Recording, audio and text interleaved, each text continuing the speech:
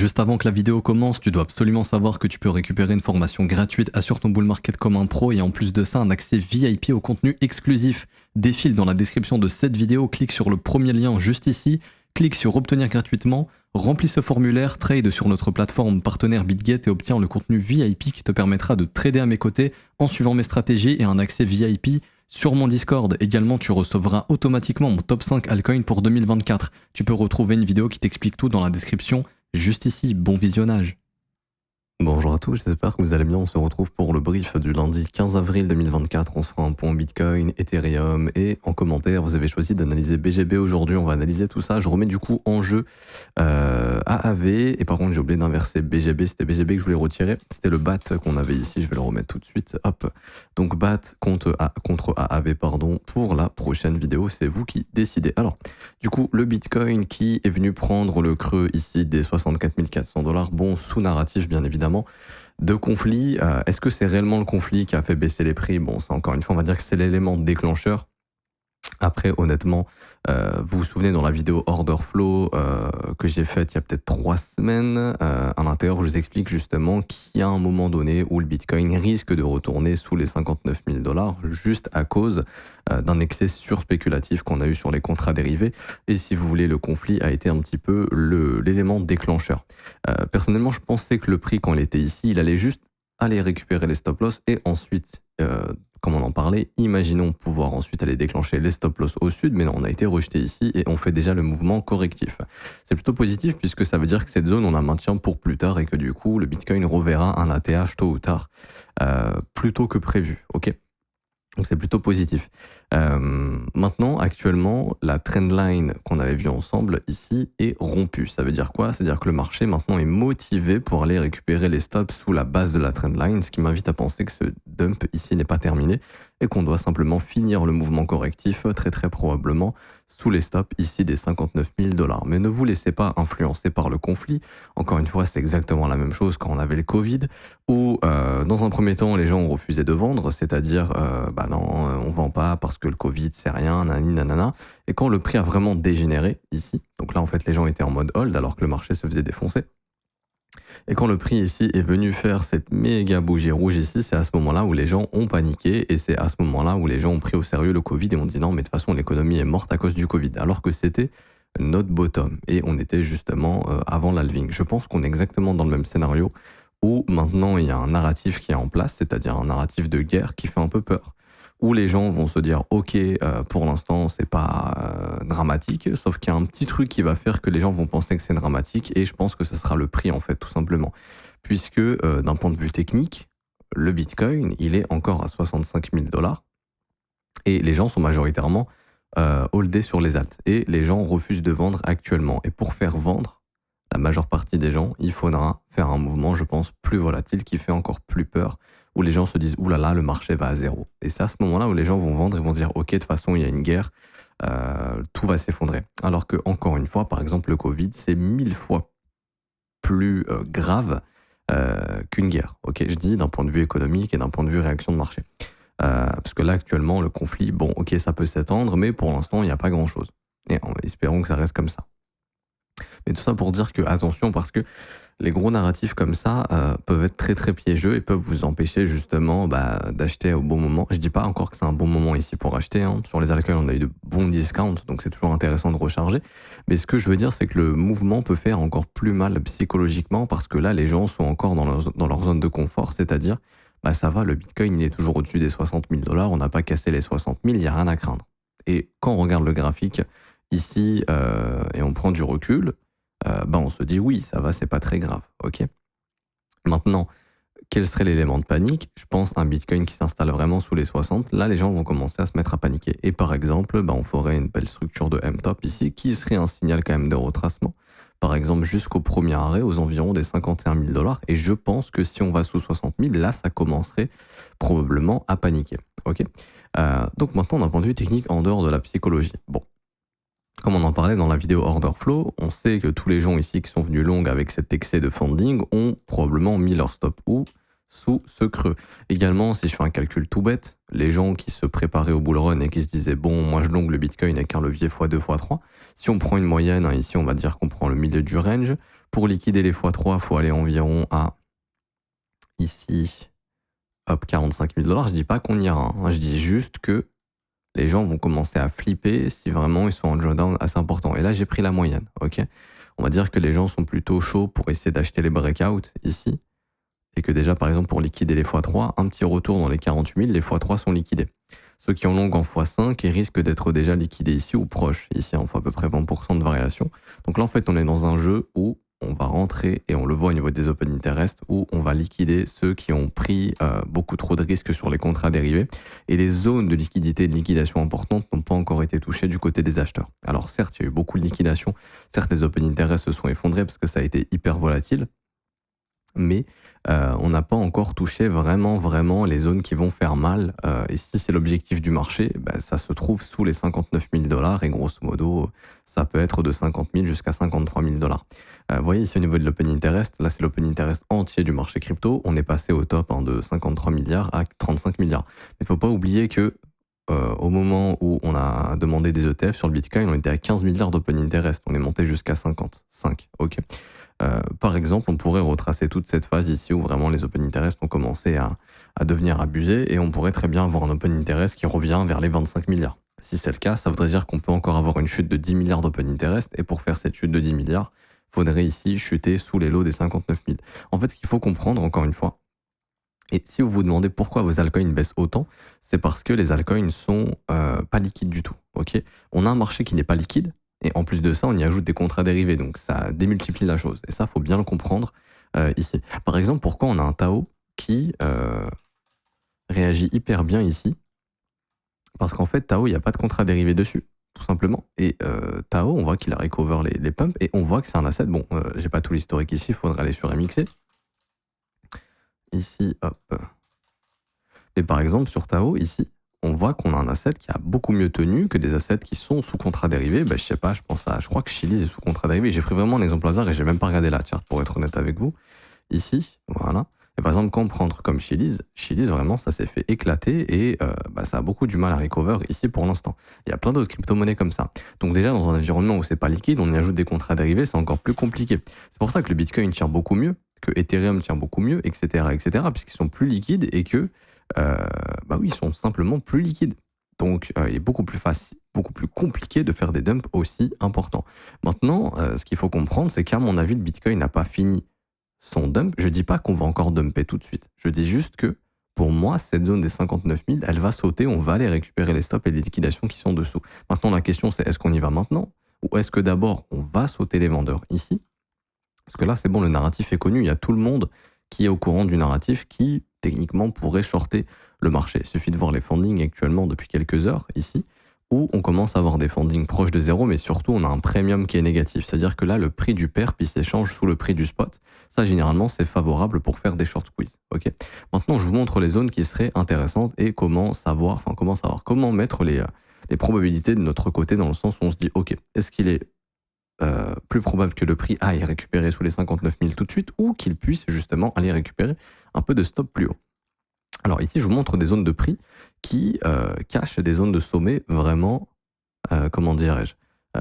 protégées, qui peuvent être chassées à tout moment. Donc ce week-end, on avait celle-ci, on avait cette mèche ici qui couvrait toute cette zone, là on vient de la sauter.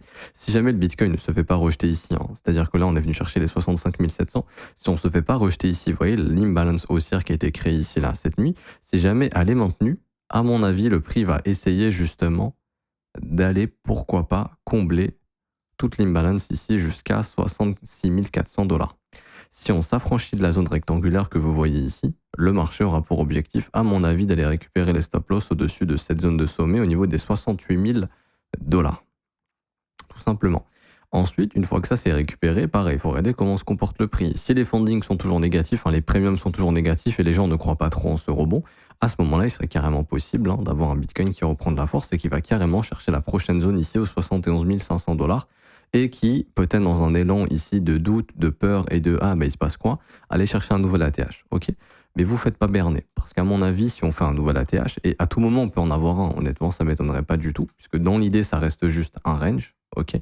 Et là on est clairement revenu en bas de range, et ce que pourrait faire le BTC, c'est déviation, réintégration, et là, faire un mouvement baissier beaucoup plus important. Et sur ce mouvement, les altcoins vont rebondir, mais là, elles vont se faire encore plus défoncer ici. Ok, c'est tout à fait possible. Ça voudrait juste dire que le Bitcoin ici va récupérer tous les stops et toutes les liquidations des gens qui ont shorté le narratif guerre, ou ok, le narratif est réel, ok, la macroéconomie devient moche, ok, les marchés américains peuvent baisser un petit peu, puisque comme on en avait parlé, le dollar index peut prendre de la valeur, et c'est exactement ce qui se passe ici, où on en parlait, mais vigilance sur le dollar, parce que le dollar, justement, ici est en train de faire une grosse structure haussière, et pour moi, le dollar a tout ce qu'il faut pour aller chercher facilement au-dessus des 108 points. Donc, tant qu'on ne réintègre pas ce breakout ici, personnellement, je pense qu'on ira aux 108 points sur le dollar. Et donc, une pression acheteuse sur le dollar et aussi sur les taux long terme, etc. Il faut savoir que quand le dollar monte et que les bonds ici montent, généralement, c'est très bearish pour les assets à risque. Et là, c'est ce qui est en train de se passer, où les bonds ici à 30 ans sont en train de faire un bottom, et le dollar index également. Ok. Donc ça, c'est pas top du tout pour l'environnement des assets à risque. Et en plus, on a le gold qui explose. Donc là, il y a tout ce qu'il faut. Ça, on va clean. Il y a tout ce qu'il faut ici pour vraiment pousser, pour moi, le marché dans un environnement plutôt bullish pour tout ce qui est gold, dollar, bonds, et plutôt bearish pour tout ce qui est assets à risque. Ok. Et en plus de ça, les inflows des ETF sont clairement en train de se calmer. Donc il y a beaucoup moins de demandes de la part des inflows, et ça s'est calmé depuis le 14 mars, et on voit que c'est notre top actuel. Également, quand je dis que ça s'est calmé au niveau des inflows, enfin au niveau des net flows sur les ETF, il y a aussi la pression vendeuse de la part des mineurs qui augmente, puisque là, le halving va arriver. Et ce qu'il faut bien comprendre, c'est que le prix de production va vraiment augmenter. Actuellement, il va doubler et il va être assez important. Et en plus de ça, ce qu'il faut regarder, c'est le hash rate. Et donc là, je crois qu'il y a des commandes de machines beaucoup plus puissantes qui sont en train d'être faites par de grosses fermes. Donc c'est ce qui fait que qui dit machine plus puissante dit hash rate qui va augmenter. Si le hash rate augmente, la difficulté va encore augmenter. Donc là, on rentre aussi dans la guerre des mineurs où là, il y a des fermes qui vont essayer de mettre à terre d'autres fermes, tout simplement. Ceux qui auront un coût électrique plus fort, ceux qui n'auront pas les dernières machines, vont simplement avoir des coûts de production assez élevés et vont être obligés de vendre plus et peuvent capituler, tout simplement.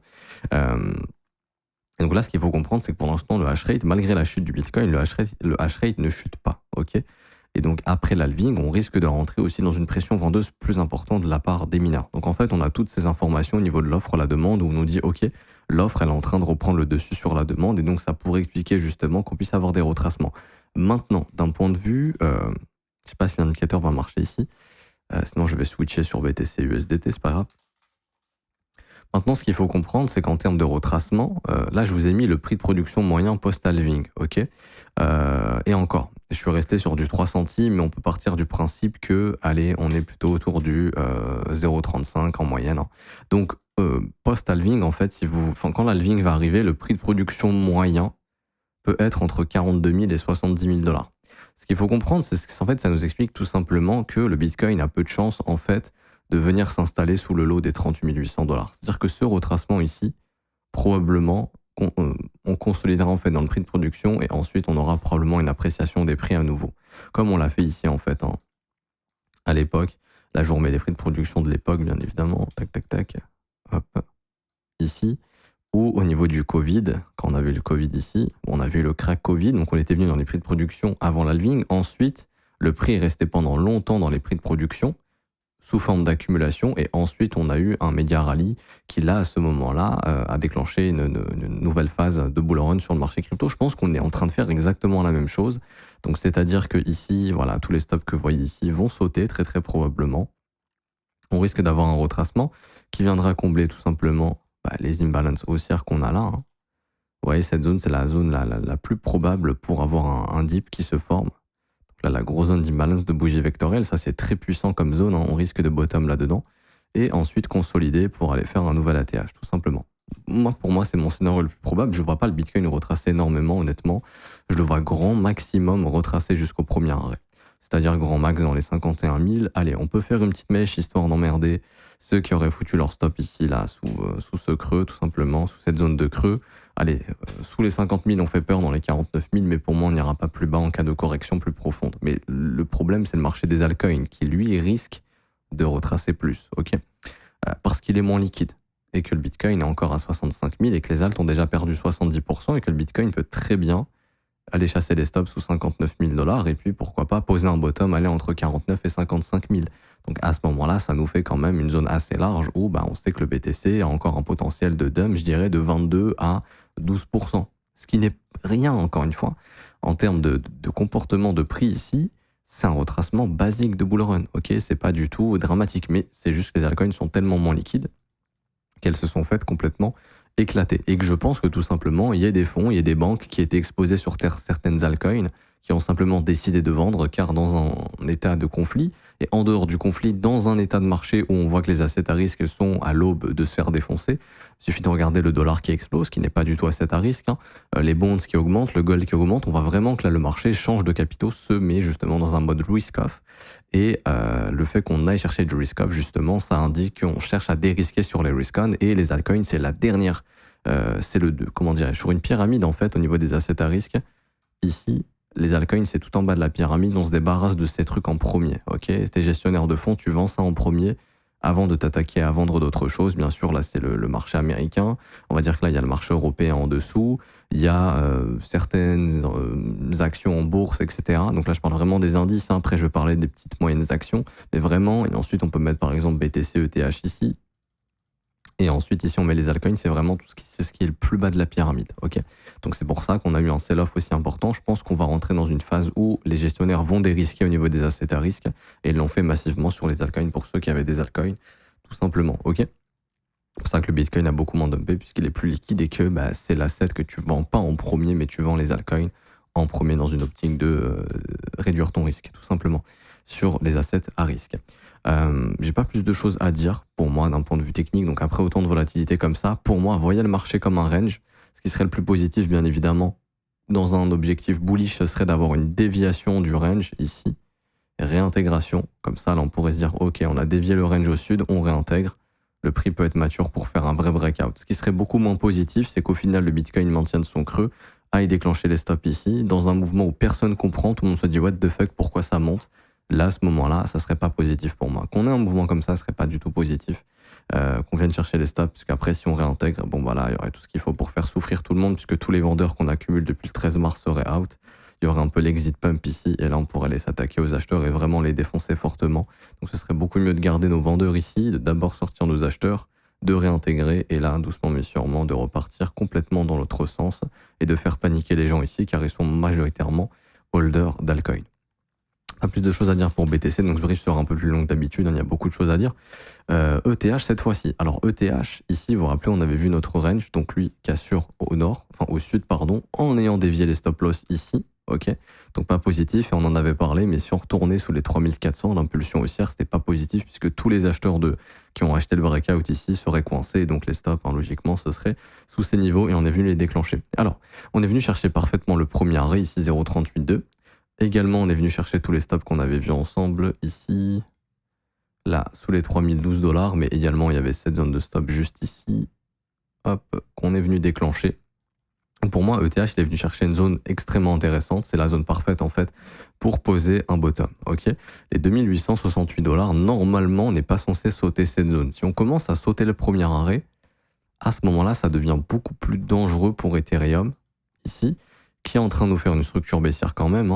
Généralement, c'est beaucoup plus positif de voir des W que de voir des M. Donc ça, c'est pas très top. Mais on va dire ça va. Ok, ça va dans le sens où tant que le premier arrêt est maintenu, ça va. Maintenant, le jour où le premier arrêt n'est pas maintenu, à ce moment-là, on risque de retracer un retracement de moitié vers les $2490, donc environ les 2500, ce qui voudrait dire plus de pression vendeuse. Et du coup, vous voyez un peu Ethereum comme le leader du marché des alts. Si Ethereum dump, les altcoins continuent de dumper. Ok, donc ça va être extrêmement important d'essayer de maintenir ce niveau ici des 2868.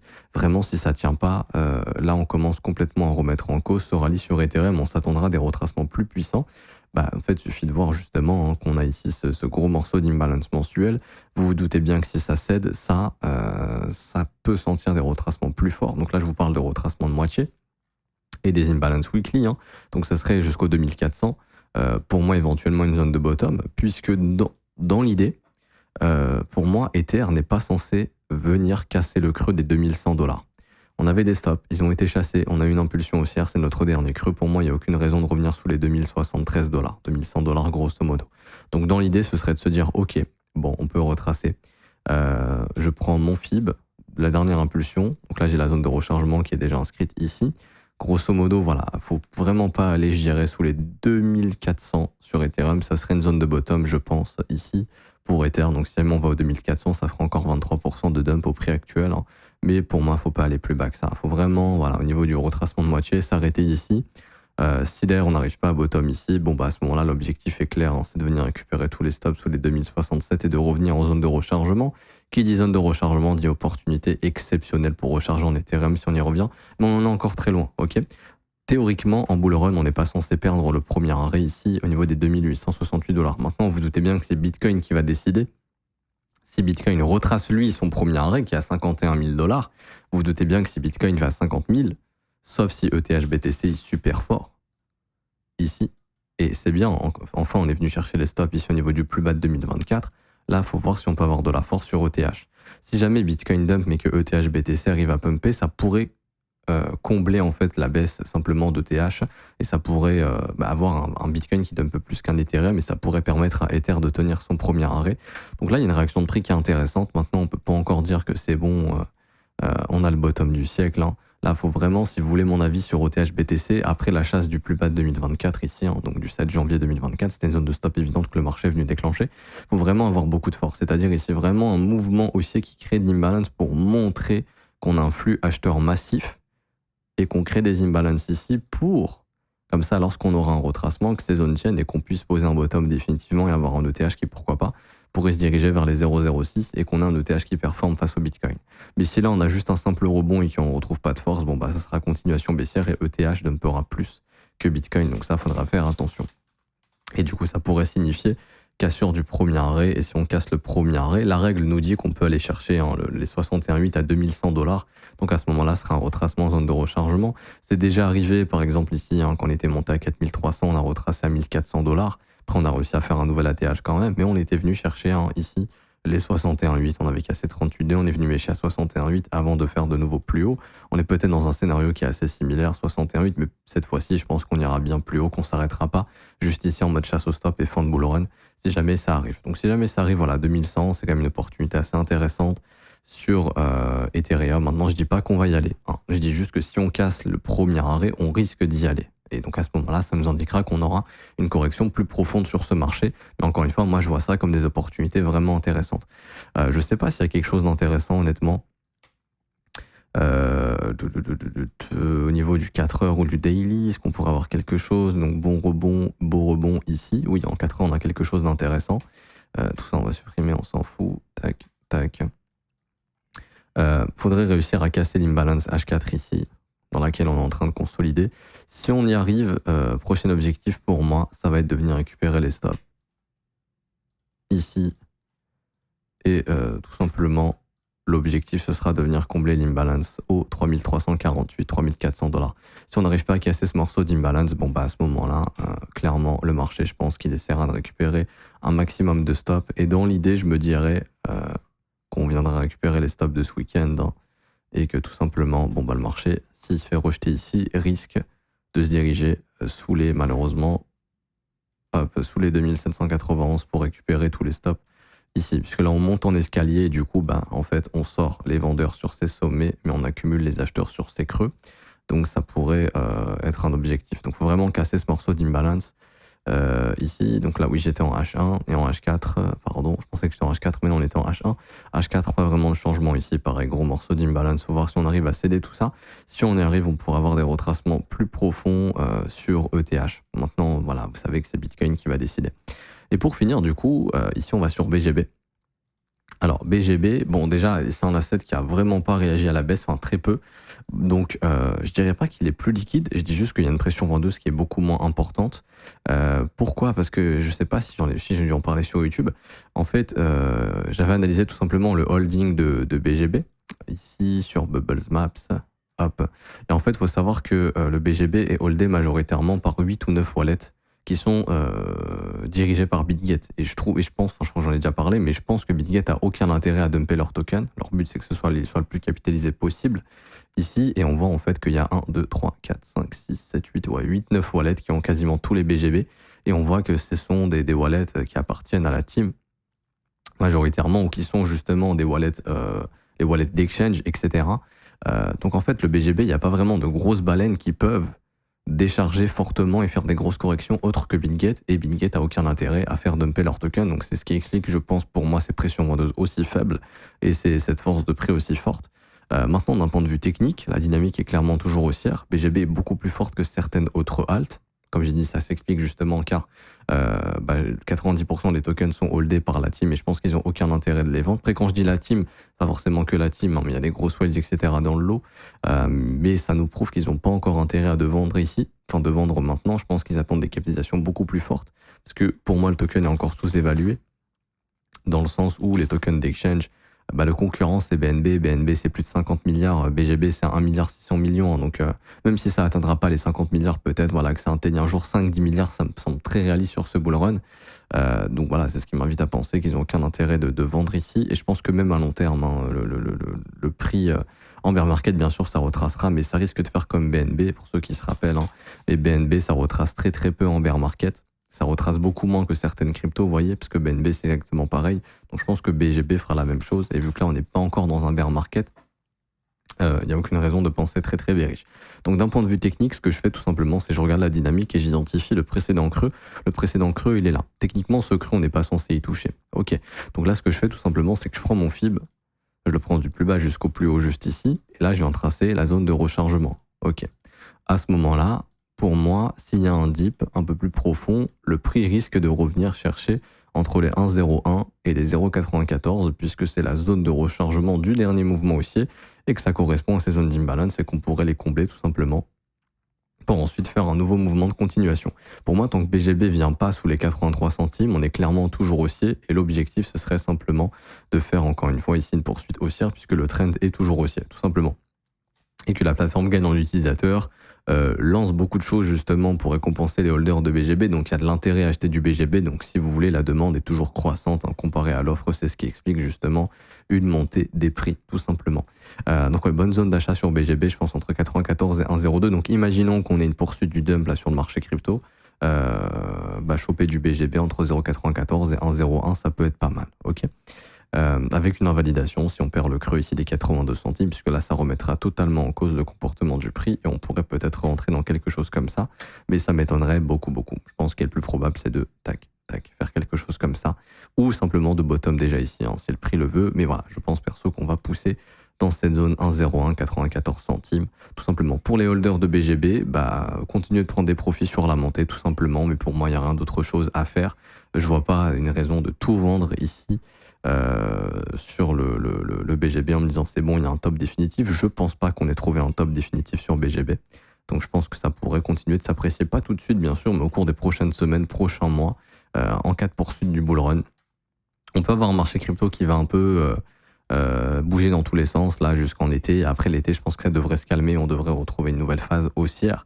Très probablement. N'oubliez pas également, au mois de mai, on aura peut-être des refus d'ETF sur Ethereum, parce que là, ça échange pas du tout entre la SEC et les gestionnaires, donc je pense qu'il y a peu de chances que les ETF passent, pour être honnête, car la SEC estime que c'est toujours une security. Donc il faudra un conflit en fait entre la CFTC et la SEC pour juger si Ethereum est une security ou non. Je pense que la SEC perdra et on jugera Ethereum comme une commodity, et à ce moment-là, il y aura des approbations d'ETF. Mais ça peut mettre du temps, et ça pourrait être encore un nouvel événement bearish au mois de mai, avec un refus des ETF d'Ethereum pour le marché crypto. Donc encore une fois, beaucoup de volatilité, donc faites assez attention.